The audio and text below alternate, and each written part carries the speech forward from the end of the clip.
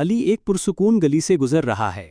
شام کا سورج گاؤں کے مکانوں پر سنہری روشنی ڈال رہا ہے۔ ایک یتیم بچہ پھٹے پرانے کپڑوں میں دیوار کے پاس بیٹھا ہے، بھوکا اور غمگین۔ علی جھک کر نرمی سے اس سے بات کرتا ہے اور تسلی دیتا ہے۔ وہ بچے کا ہاتھ پکڑ کر مسجد کی طرف لے جاتا ہے جو شام کی روشنی میں جگمگا رہی ہے۔ مسجد کے صحن میں علی روٹی اور کھجوریں بچے کو دیتا ہے۔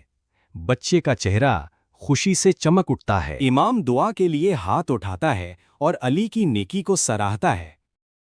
رات کو چاندنی میں علی اور بچہ ساتھ نماز پڑھتے ہیں۔ مسجد روشنی سے جگمگا رہی ہے۔ نماز کے بعد علی دعا کرتا ہے، اے اللہ، جس طرح تو نے یتیم کے چہرے پر خوشی دی، ایسے ہی مجھے ہر انسان کے ساتھ انصاف اور ایمانداری سے پیش آنے کی توفیق دے۔ یہی دعا اس کے دل میں ایک نئی روشنی جگا دیتی ہے جو کل ایک بڑے امتحان، اس کی دکان اور تجارت میں ظاہر ہونے والی ہے۔